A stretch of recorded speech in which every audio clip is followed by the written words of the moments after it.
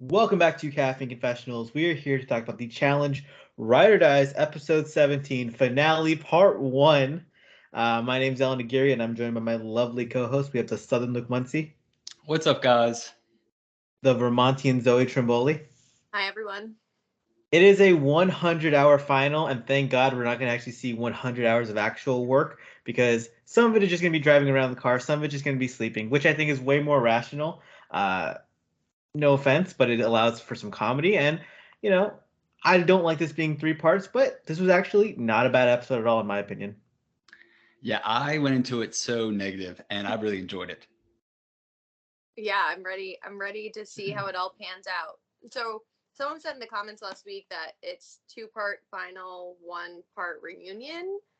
Or is it actually the final's going to be in 3 parts? MTV released like the lineup for the next 3 weeks. It's a 3-part final. And then like a 2-part like reunion, like most likely. Yeah. So, right. not the best. And like, here's the thing. I want to say this. Like, I didn't dislike this episode. I actually quite enjoyed it. I actually had like a good time. But I still don't want this to be 3 parts. Like I just don't. There's no reason for it to be. The Here's the thing. At their core, marathons are boring. The only good parts of like a marathon are the finish line and when someone trips and falls. Like anything else in between, it gets kind of boring. Maybe the opening part, and maybe if you're on the sidelines and you give them like a cup of water while they're running. Literally, nothing else in the marathon is like really that interesting. Yeah. But like you said, I actually enjoyed it, and we're going to talk about it. But like, I feel like there were definitely some elements of a final that we've asked for. So yeah. Plus, lots of blood. Wow. I have a lot to say on that. How are we going to work through this? Are we just going to go through the episode from top to bottom, or? Yeah, we're gonna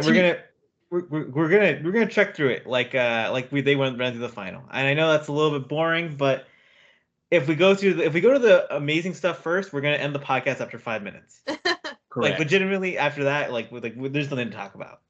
We jump in with a stupid compilation, and I looked, it was over 2 minutes of Johnny strumming the same chords on his guitar and TJ revving up his motorcycle. This is going to be a badass final. 2 minutes too long, but I guess it was intended to build suspense or whatever the crap they were wanting to build. The final starts now. Come on, people. There are cameras there actively filming you, filming the driveway. Like, you know it's about to happen.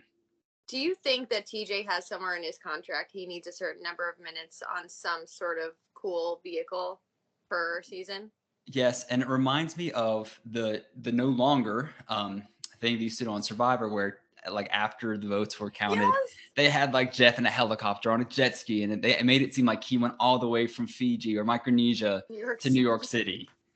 And it's like, no, there's a lapse in time here. Us as viewers don't need to see this, just as we don't need to see TJ on his motorcycle. But yeah, I guess it fits into his BMX. He's a badass. He's got bow legs. I don't know. They just had to remind us that TJ's cool, which is fine. That's what MTV likes to do. I don't mind it. He always looks like he's having a good time on it too. He always looks like he's grooving. It's when he's most in his element, if anything. That's what I'm saying. I think it's in his contract somewhere that he gets to do that. Yeah, and as viewers, we know what TJ is as a host, and I can accept it. He announces the final has begun. 100 hours starts right now. They get into some cars. They get packed. They get into some cars, and they're driving. And legitimately, one of the funniest moments of the episode to me was when Tori gets in the driver's seat and she's like, "I don't know how to drive stick." Oh, okay, then we should switch. Me, her, and Devin. And it was just such a human moment. I was like, that's very relatable.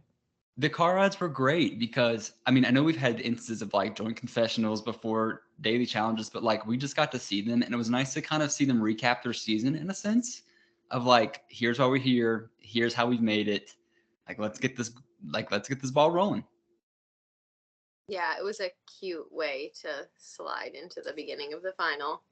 Although I don't understand them driving in the Jeeps being like included. Like, was it going to be like if they got lost? It'd be like Natalie almost getting eaten by a lion or something. Well, and this is what's so funny. It didn't take 2 hours for them to get there, but they like deducted 2 hours. I'm like, you guys just wanted to say 100 hours, not 84, not 96. You wanted to say 100, and that's okay. It did look like they were driving 8 miles an hour in their defense. It did look like they were driving very slow. I actually would have really loved if they had like a wacky races portion where they're just switching between vehicles all throughout the final. Like they go from a car to bikes to horses to I want to see them ride every animal at one point during the final or every vehicle. It would have been fun to me just because we've seen so much stuff. I just want to see different stuff at this point. Probably be dumb, but I'd be interested. Then we have them actually get onto spin bikes, elliptical bikes, whatever you want to call them. They have to ride for 100 kilometers so that they can stop and then pitch their tent where they can sleep for the rest of the night. I actually really like this portion because I thought it was good team bonding, weirdly, because we just saw them all go back and forth and like their conversations and how they operated. I thought it was fascinating. Yeah, and this is like a clerical issue. Was it 100 kilometers, 100 miles? Just because that is a huge difference. Kilometer. Okay, well then that makes it so much easier.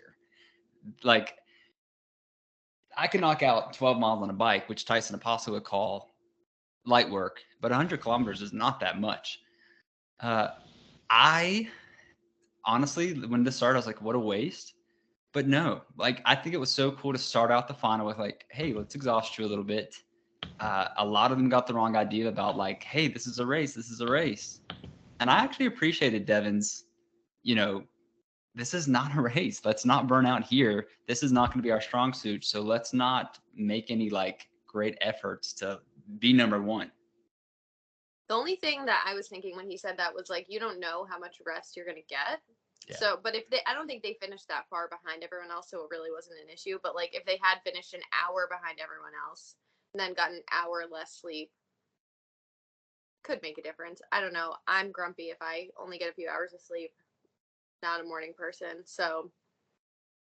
I also loved every time that Jordan would check in with Horacio with like how many miles or how many kilometers, and he was always ahead of Jordan. And he's like, that's great. But that was such an ego kill for him as he's like this biker who bikes every single day and he's the star athlete. And Horacio is just like, no, I'm going to show you up. I think it was a motivator for him too. Like, I think it definitely burned him, but like, he's not the type of person to sulk about it. He was like, I need to fucking catch him.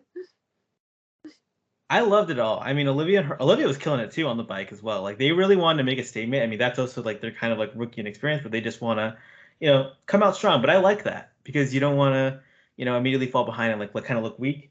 You have Bananas kind of taking it as a joke and Nani being very serious. And I actually thought it was great because it was kind of a bit of a callback to Free Agents where they're on the bikes in the middle of the night and Bananas kind of crushes it at first and Nani almost.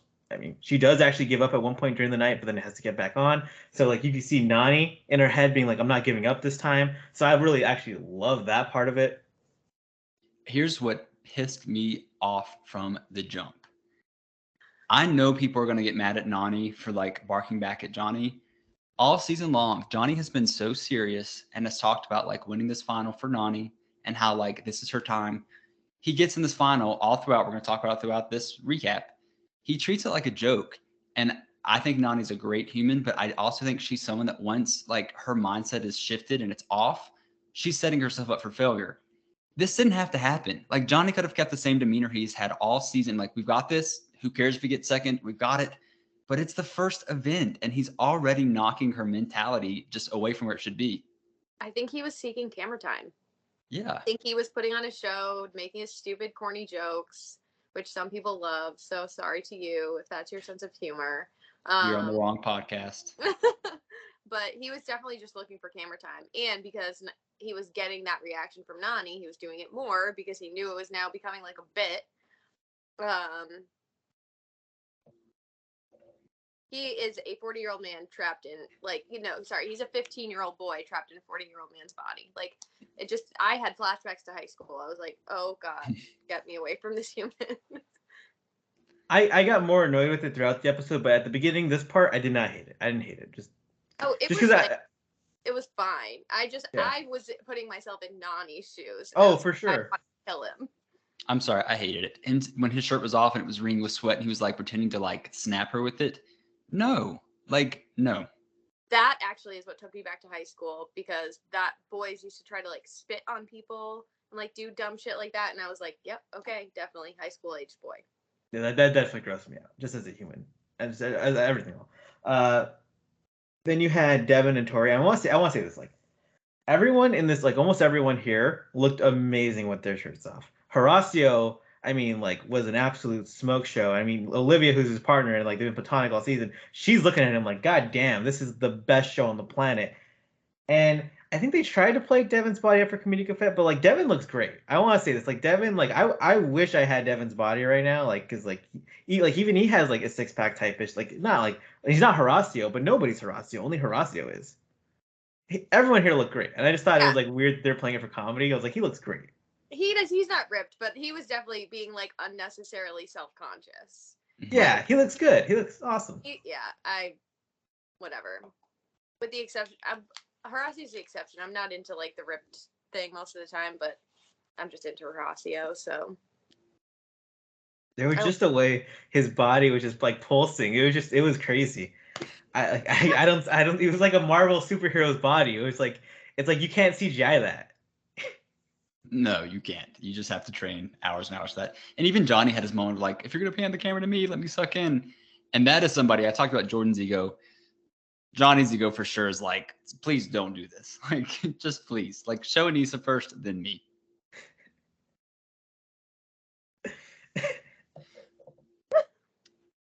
Anyways, who finishes first? Horacio and Olivia. Yes. And then Jordan and Anissa? Yeah, because Jordan Johnny like and Nani. 80 billion miles. Tori and Devin. They have to set up tents. And this is really when, like, I don't know. I just have a bad feeling about Johnny and Nani at this point, and I am rooting for them. Like, don't get that confused. But, like, I know it's not a timed event, but like Zoe said, optimal sleep, get it. Like, let's not make a joke of it. And she even did too. So I don't want anybody coming in here and be like, well, Nani's one that pulled out the chairs. But, like, to me, that's when the mindset was shifted. But, yeah. I don't know. Get through 8 hours of the final by sleeping in a tent. I gotta say, like, the genuine excitement Nani had from pulling those chairs, though, she was just so. It was like Christmas Day for her for some reason. She just loved, like, oh my god, we have a chair. Oh, you get a little chair too, and she was just so happy. I know you made fun of it, but I actually I thoroughly enjoyed that moment. The way that I interpreted it, and I want to hear Zoe's thoughts because she's the Nani expert. I feel like Nani knew that she was like in a grumpy mood, and like she saw an out to be like, okay, let me get back into a cheerful mindset. I'm gonna be happy about these chairs. Like, I don't think Nani's a chair enthusiast. I think she's just like, okay, let me make a joke, let me make this lighthearted. That's what Johnny wants. Like, she was trying to mold to the mindset that he was in at that moment. I think there might have been an element of that. I think she was also just happy to be done with the bike portion. I think it's like, if the tent gets set up in 5 minutes versus 15, I think at that point she's ready to chill. So I think she was genuinely excited about the cute, tiny little chairs on some level. And this is where we talked about, like, as a human, something grossed you out. Their shirts by the fire drying, that's great. However, I just thought about them putting them back on. Ooh, I just got chills. Like, that's rancid. Why did you put that thought in my head, Luke? I could have talked about them taking their shoes off because that also made me feel sick to my stomach, and then zipping up their tents, but I didn't. I've been at rugby matches where guys literally strip off their sweat-soaked jerseys and someone else puts it on. Like, that's what you have to do. So that didn't faze me because I've seen that shit way too many times. It's gross. God, I'm so self-conscious of my own sweat that someone else's sweat, that's so gross. It's so gross. I'm moving us on because I'm like, literally like chills everywhere. They sleep. They're woken in the morning by TJ. Johnny has his pants down. It's not funny. I did not laugh. I'm sure some of you at home may have laughed, and that's okay. Humor is different for everyone. I have to get past the sweat. I'm sorry. Like, my mouth is like. In a sense, the final officially starts the next day, and their task is to run to a place where there are 10 bolos that they've got to land, and every time they make 2, they can sabotage another team by giving them a mug full of fish smoothies, which they talked about later. It tasted like there was ranch, mayonnaise, fish guts. I'll let you guys take it away. I had to get past the sweat. I'm sorry. Yeah. Let's talk about that opening run too, though, first, because I think we see Devin and Tori. Like, we actually see Devin show that, like, okay, cardio's not my best, but I have been training. And once they start actually running and the final really starts, we see a very serious player. Nani Bananas are doing well. Horacio and Olivia are doing well. Anissa and Jordan very quickly fall behind. Jordan's like, all right, let's take a little shortcut through this path, just so that, like, we got to be efficient because it's the only way we're going to ever have a chance to win this final. Even though we probably don't have a chance of winning, we got to at least try. Anissa, he's like, no, we can't do that. No, we can't do that. And she comes out. She's like, oh my God, I rolled my ankle. I want to say this. Could Jordan have potentially been a little more careful and maybe not gone to the path? Yeah, for sure. Definitely. But Anissa rolled her ankle for a lot of reasons. Anissa has a long history of ankle injuries, and it's because she doesn't have proper running form. If you've ever watched Anissa run, she kind of runs like a penguin. She plops her body to the side. She doesn't really care where her feet land. She doesn't get much lift. She doesn't have proper running form, and that's really important for long distance runs. You can get away with not having good running form in short runs, but in a long run, it takes a lot. Add in, she's gotten older, which is just a fact. People age. And when you get a certain injury, they become recurring and stuff like that. Then you have the fact that she's put on a little bit of weight in recent years. Would you say that's true? I think that's an understatement. Yeah. That's and, more. And by the way, we are not fat shaming Anissa. Like, Anissa's not fat. She's just like a heavier woman. And emphasis on woman, she's very grown. I don't think anybody's going to bitch us about this because you know it's true. Anissa should not be coming to the challenge. Yes. Especially if, like, not running a challenge final. So all that added stress to her body, the recurring injuries, not having proper running form, a rolled ankle is probably the least of her issues. That's something that was inevitably going to happen, especially trying to, like, run a final and keep up with Jordan. If anything, I would say that, like, a much more serious injury could have potentially happened. A rolled ankle was, like, just a high chance of happening. It's not bad luck, and that's the thing that annoys me. I don't want Anissa to get injured in this final. I had no desire for Anissa to get injured because I want to see her run it because I know she won't do well.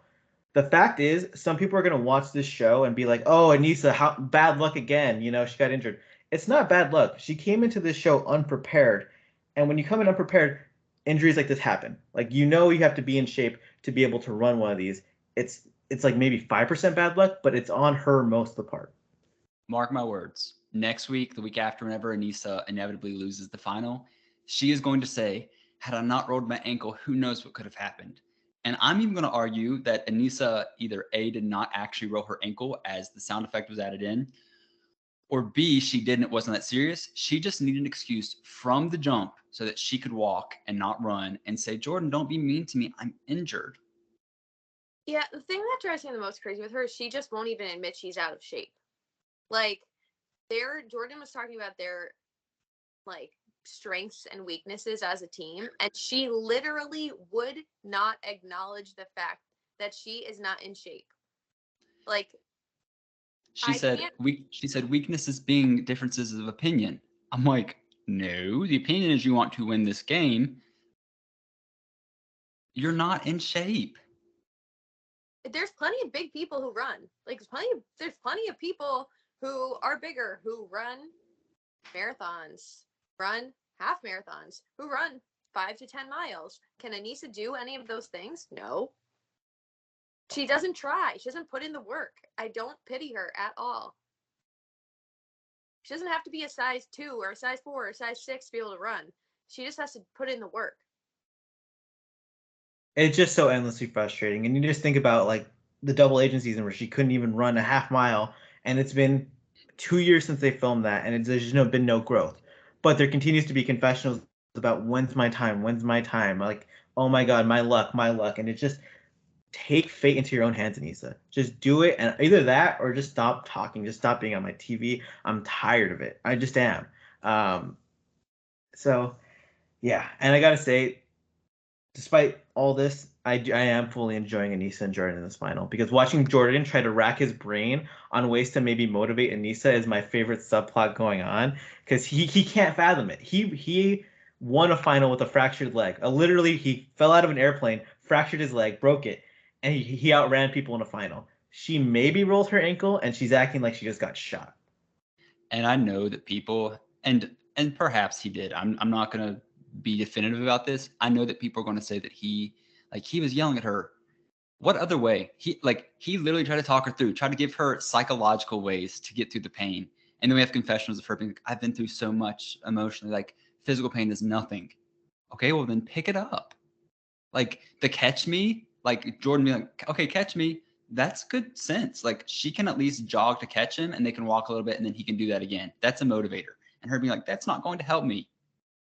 Anything's going to help you. You're walking and not even speed walking. You are like sauntering through the forests. Like, oh, I love Argentina. No, there's money on the line. He was just walking much faster than her sprinting pace. It was really embarrassing to watch, and I don't know. I'm just interested in watching them because it's just such chaos going on. It's so I don't know. It's so dysfunctional. But man, I don't want to see her again. And Jordan, I just want to see it like what his brain can come up with at this point because he's going through his own personal hell right now. Yeah. So they get to the bolos. And who gets the first? Tori and Devin? Yes. Yes. Impressive. And I do want to say this before I keep like going back and backtracking.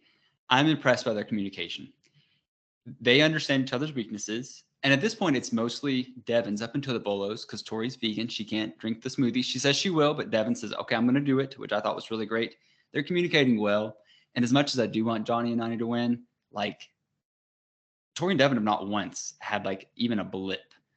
I don't remember exactly how this goes down or if it's even noteworthy to talk about like the misses and the gets, but like I do think it's notable to talk about the conversation that Nani and Johnny have with Tori and Devin after several sabotages. Yes, they announced a truce where they're not going to sabotage each other. I think this worked out for Devin and Tori's advantage thus far, and Johnny Bananas. I think it's worked out well for them thus far. Down the line, we're going to jump a little bit ahead.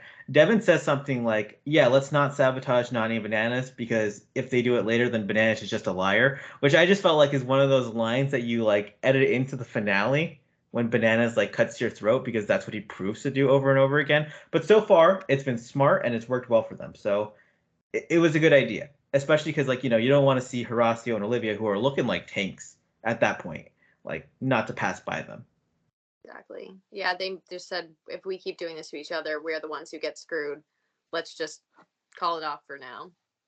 And That's how Kyle took the big lead in Vendettas, where you had Leroy and Zach and Tony sabotaging each other, and Kyle's just like in first place out of nowhere. And he ends up coming in. He ends up going to that second part of the final when he probably shouldn't have, because people were just all over each other. Yeah. Also during this, Olivia, we talked about Anissa's not being bad luck. Olivia, which if you watched, we're going to talk about. Anyone comes on the show, they should know how to throw a bola. You should be taught in first grade. Everyone should know how to throw a bola. I'm kidding. Fucking, that was terrible luck. Allan, I was about to say, what? Yeah. Carabiner catches her finger, slices it. Like anytime we went from sweat, we're talking about blood now. My God, my stomach. Not anytime. Sorry, I'm getting grossed out by the blood. Somebody take it away. I can handle blood. Yeah, Olivia basically rips her finger open, but yeah, she fucks it up, playing ladder ball.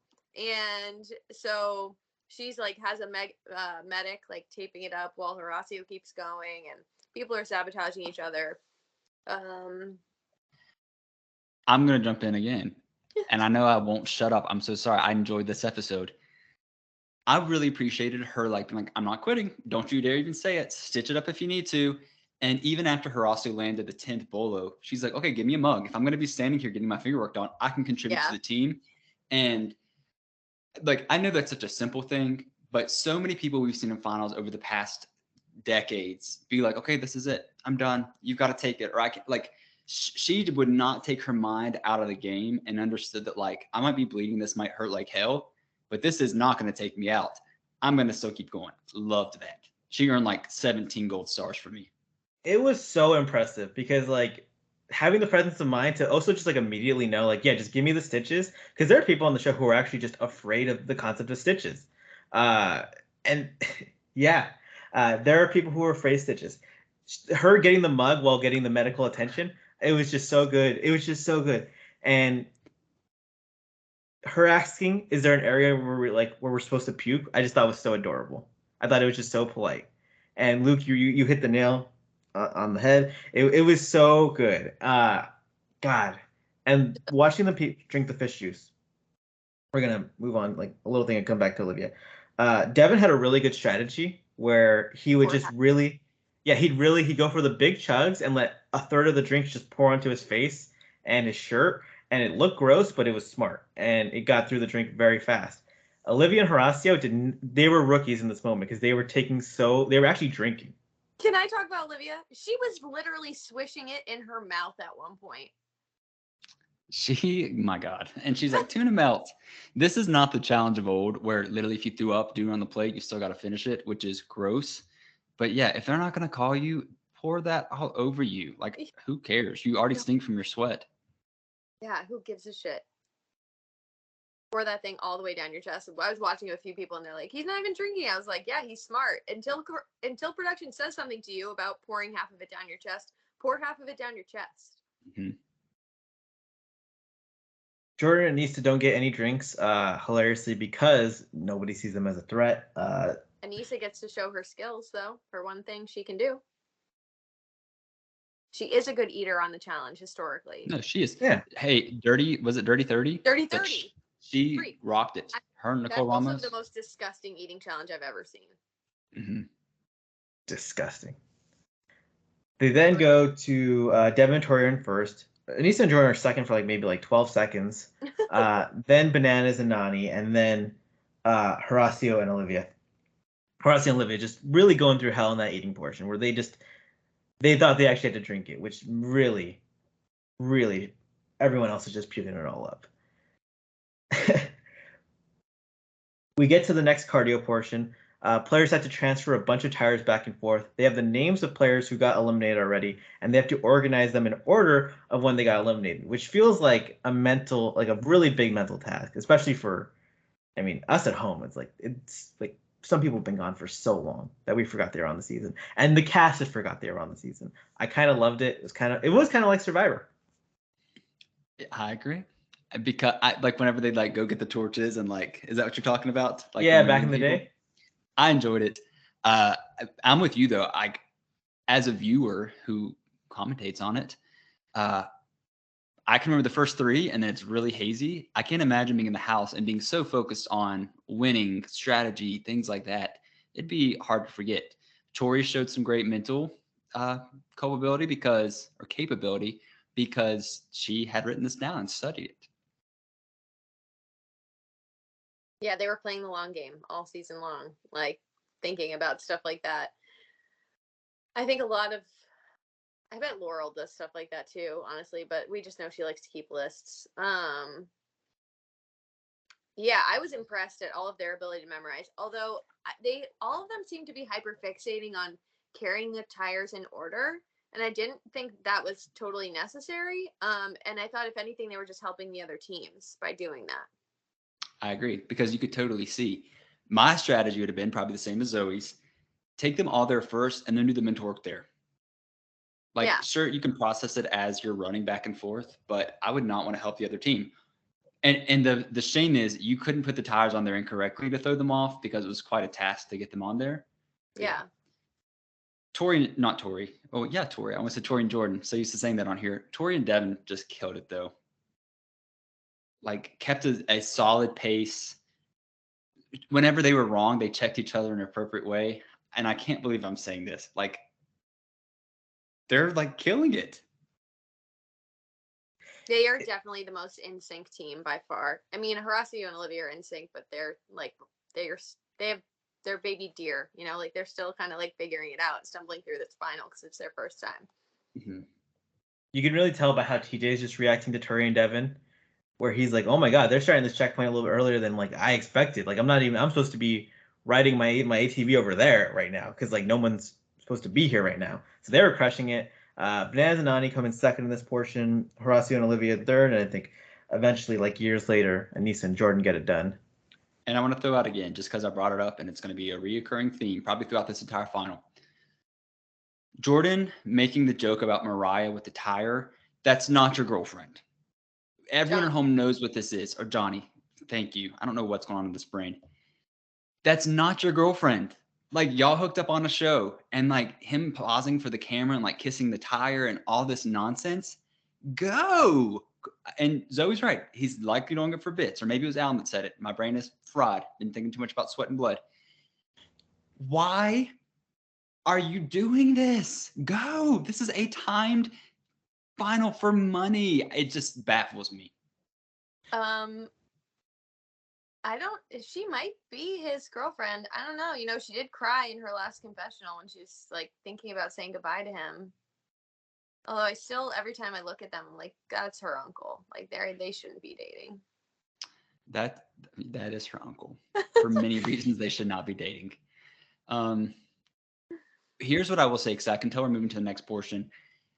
I love that it was not a stop and go final. Like, we wait here till everybody finishes. It was like, Tori, Jordan, you're finished. Or damn it, Tori, Devin, you're finished. Go. Agreed, 100%.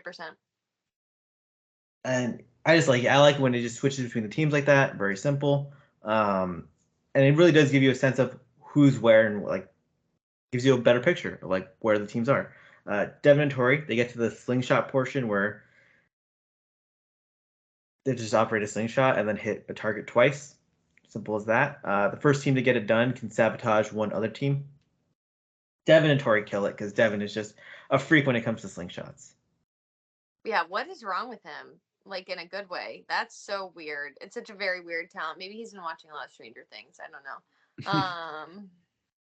But yeah, I mean, it's ridiculous enough that like I thought, okay, when you're looking at it from the side, he can help people, and I was like, maybe when he does it himself, it'll be hard. But no, they just both get it. Yeah, and like you said, they choose to sabotage Frosty and Olivia. And first, I was like, that's stupid. Johnny and Nani are in second, but he said it best. We did not sabotage them this time. There are clearly going to be more. All bets are off now. Like, if it gets close, we showed our loyalty. At least they won't be the ones to make the first move, hopefully. And they were out of there. And I might just not have been paying attention, but they started running somewhere. Did they say where to, or is it just like an ominous next part of the final? It just got overshadowed by like everything that was then to come. So I think we'll see it soon, especially because they'll be at the forefront. Right. Start next episode. Bananas and Nani, they get it done eventually. They're struggling though. They're there for a while, but they eventually get it done. Horacio and Olivia get there. Horacio gets his 2 done. They have to do 4, and Olivia has to do 2, which very difficult with a messed up hand. And I want to pause this real quick before we talk about this, because obviously it's going to be a huge part of our discussion. When Nani and Johnny got to the slingshot, they're like, where are Tori and Devin? Almost like, are they not in this anymore? And TJ's like, no, they're done. And with the sabotage, we're going to have a space to talk about in a natural way. This ties into Olivia's bad luck. Had the sabotage not happened, I don't think the ominous what we're about to talk about would have happened to Olivia. I agree. Zoe? Yeah, she's cursed, man. She's cursed. Olivia, I mean, she's trying her best. She's trying to use her non-primary hand to pull back on it. She's struggling. She tries to use her main hand. She's struggling because it's just a lot of pain. And she feels the pressure. She's trying to go fast-paced because she wants to win and she wants to give her all. She pulls back. The ball comes back. Oh. So as I'm watching this with the people, I like to watch episodes of the challenge with people who don't watch it because I like to hear their commentary. So I'm watching it with one of my friends, and as they're zooming in on the ball in the slingshot, he goes, that's going to come back and hit her. Just because of the way it was in there, I was like, what have you done with slingshots before? But sure enough, she releases, and because the ball was like about to fall out, it flips over and comes back and cracks her right in between the eyes. And it was so immediate. It was so sorry, Olivia. It was like glass shattering. It was, and you look down, and there's like an amount of blood on the ground. I'm sorry, Luke. It's That looked okay. like Yeah. someone dropping like it's like if like a kid dropped a cup of paint on the ground. That's how much it was, just like immediately. And I've never seen that much blood just shed in one fell swoop on a human like that before. Um, and it's I mean, she knows immediately. She's like, oh, I broke my nose. Yeah. It's like I broke my nose. I mean, you can see it immediately. I've never seen anything like that, eh, like with that much bloodshed. I've seen broken nose, but never like that. Uh, and as it's happening, your heart falls for her, and she's telling, "I'm sorry, Horacio. I'm sorry." And it's just like, oh my god, fuck, this girl's awesome. But like, I feel so bad for her. She's such a kind heart, and she just wanted to try her best. And they're an adorable parent. Fuck, it was a lot. 2 comments. A, I'm going to talk about the blood. Not only was there already a sizable pool of blood, it was gushing from her hands onto her leggings, which I thought might absorb some of it. Nope. It was like literally, there's paint on the floor, sure. We're still pouring the paint from the source. And also, Horacio was so just kind, even in the moment. Like, it's okay. Like, we're going to figure this out. Like, do not apologize. Like, I think the human element kicked in there. We're like, screw the competition. This girl is really, really badly hurt. I think he was also naively optimistic about her going to the hospital and what that would mean for their team. Mm-hmm. And even, we talked about her finger, which now seems minuscule in comparison. Even in the truck, ambulance, it wasn't ambulance, whatever it was, she was like, I'm not quitting. I can still do this. I can still do this. How bad is it? Does my nose look bad? Like, you could tell she's like, I cannot give this opportunity up, but also like, is my face going to be messed up? Because that's a very serious life altering thing. She asked him if it's still straight. He's like, it's still 100. Like, poor girl. The nice medic being like, you have blue eyes, it doesn't matter. It's like you're good. It'll be okay. It was such a sad moment, and then you get the confessional with her after, and really rough, but so human. And it's just like I love this girl so much. I like put her on the poster the next fucking 5 seasons. I am in love with them as a pair. My heart fell for them, but oh my god, it was such a moment. It's gonna be a final moment I remember forever. Oh, for sure. The face, just because obviously the other confessionals, you can see the scar on her face, but she's clearly wearing makeup. And I didn't think we were going to get like the aftermath of the face. And honestly, I thought, oh, well, maybe they just did emergency surgery on her face. Because spoiler, like she's talked about it on Twitter, even before the season aired, that she had to have facial reconstructive surgery. But that shot of her face, oh my gosh.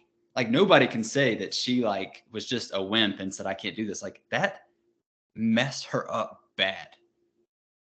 I think we need to like put a picture in, edit a picture in. With a trigger warning at that, because my word. I can add the picture if you guys want to the YouTube video, but I don't know. I don't know if I should. I don't like the after picture, not the like actual bleeding. Just what like the black eyes she had going on, and even then I kind of feel I don't know. It was such a human moment. She's so awesome because she's willing kind of just to be on camera and be herself. And I don't think a lot of cast members would in that scenario. I think a lot of people would like not even do the after confessional type stuff. She does the confessionals with the Horacio after, and they are just the most wholesome pair ever. And they're why they were able to be two like good guy competitors and actually be likable, other than many of the other White Toast competitors over the years. Yeah, I agree totally. I think it's really telling that they included the moment between Horacio and the producer where he's like begging to stay in the final and do double the work. And you can just tell like the producer's heart is like crushed for him. That's how much they love him like we do. Like if we could, we would. We promise you we would figure something out. It's just not possible. They'll be back. If they're not the first 2 called for next season, beyond like the obvious people, I would be shocked. Like their engagement on just tweets, which the challenge Twitter doesn't get that great of engagement these days, but if it has those 2 in it, it's like spectacular. They're very rootable. I just hope for them to be back next season, and a lot of love going their way. They're just 2 delightful people, and they're willing to interact with fans. They're willing to do whatever for MTV, and they're just great competitors. Good for, I mean, a lot of love going their way. Horacio scene was heartbreaking, as Zoe said. We see Jordan and Anissa come up on them after he's found out, and Jordan's like, "Do you see what's going on?" And she's like, "What?" And she's like, he's like, "Oh, and Olivia's very clearly gone." And I'm just like, "Shut the fuck!" I really hated Anissa in that moment for some reason. I don't know why. I was just like, a lot of my love was That going to. moment. Yeah, I mean, it was just like it was very much like the most frustrating, like, "Shut up, Anissa" for me moment, where it's like she's like, Olivia's very clearly gone. This guy's very clearly heartbroken. What are you pretending to like not understand of what's going on right now? Right. And I think Jordan understood the weight of like how big of a deal this was just because of the conversations he's had with Horacio, and they've been welcomed by the vets, the two of them. Like, it's a sad moment. And I think when you're in that last place position of Jordan and Issa, and you know you're not going to win, like, not even a spoiler because we don't know, but like we know they're not going to win. You can sympathize more than if like they were neck and neck with them for first place. You'd be like, okay, keep it moving, but very sad. I think Jordan and Horacio specifically got really close this season. Like, they seem to have bonded a lot. But it immediately becomes a 2-horse race now. It is Tori and Devin versus Nani and Johnny. And this is going to change this truce that they made immediately, because there's now no one for them to put it on except each other. Yeah. They'd be stupid to throw it at. I almost called her name. Her. It's going to be a really good battle. We got two really strong teams. You got experience with Bananas and Nani. We're like, they're kind of ready for anything thrown at them. And then Devin and Tori, who are just looking like an absolute fucking force right now. Though we are only like 25% of the final technically still. So Yeah.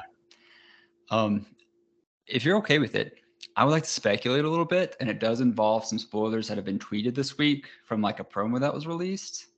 go for it. So if you don't want to hear about it, as Allan said last week, now's the time to click off. Thanks for making it this far. Okay, so there was a promo, and it showed an elimination that we've not seen thus far, and it was Bananas and Nani versus Jordan and Anissa in Balls In. It's clear. There's no like trying to decode it. It's clearly that. I'm actually really excited for this because it's bound to happen next episode, because it truly will make it a 2-horse race if Johnny and Nani win. But I hope that Anissa and Jordan, who are friends with Nani, have enough wherewithal to not give it their all in elimination for a final they're not going to win. Because if what happens next week is that Anissa and Jordan do beat Nani and Johnny, congratulations, Tori and Devin, you won the challenge Ride or Dies. Well, flip side, I was going to say the flip side of that is, or they try their hardest because their loyalty is truly to Tori. That's true. That's very true. Ooh. I don't know. Like, Nani could beat Anissa with speed. Oh, and Balls In. Nani could go one way and Anissa would topple over and she could just go the other. And she'd say, "Oh, my other ankle. I can't compete. I'm so fragile." But it made me think too, had Horacio and Olivia stayed, they likely would have been sent into elimination against Johnny and Nani. Because I'm assuming Devin and Tori have that power as they're in the lead to do that. And like that could change the ball game if they'd been able to stay. Because Horacio was a beast at Balls In. I know he would beat Johnny. And Olivia's big. Like she could have. Oh yeah, no offense. No offense to Nani. Olivia's running through her. Yeah, she would run right through her. So like this definitely benefits Johnny and Nani. But I'm foreseeing next episode being they run some more, whoever's in the lead chooses who's in elimination, which there's only 2 options. And then that third episode is just Tori and Devin versus Johnny and Nani. And I can get behind that. Like, I can watch that because it's whoever wins, it's going to make people like, okay, fair. The only other thing I'm wondering is one, why they would stick with an elimination after a team's already been eliminated. Right. But the only other thing is potentially like, does the winning team of this elimination get some advantage? Just like Casey got an advantage to be partnered with CT when she won. I hope not. I hope not too, but because I don't want to be a hypocrite, I was pissed that Casey got that, and I think it invalidates getting first. Yeah. There was the little sleeping in the lodge challenge elimination on Total Madness where Bananas in against Rogan. Bananas won and got to sleep in the warm bunk at night. And I think that actually did play a big factor in that final because he was a lot more rested than the guys who stayed out in the cold, because those guys who stayed out in the cold did really poorly in the final. Well, and I'm glad you brought up the Total Madness final, because Tori and Devin are clearly in the lead. Like, you could cut the episode off now and I could theorize that they're winning. Same thing happened with Total Madness, though. Like, I thought Corey was going to absolutely take it, and we saw what happened in the following days. Maybe we are getting an Anissa championship. Oh, stop it. See how easy it is to lie to ourselves.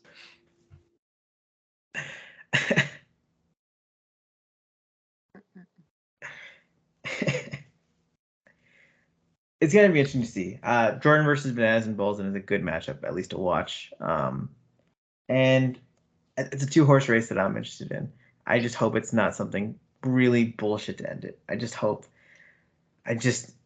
will say part of the reason maybe they want a team gone and that team is Jordan and Anissa is that they have to climb up a mountain, and the editors don't want it to be like 28 hours of Anissa walking up a mountain.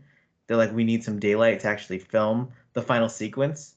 So that's probably the reason, if I had to guess. Producers might just be sick of waiting for them, honestly, at this point. Right. Like, if they're going to power through the first 2 teams, like, let's get the ball rolling. Yeah.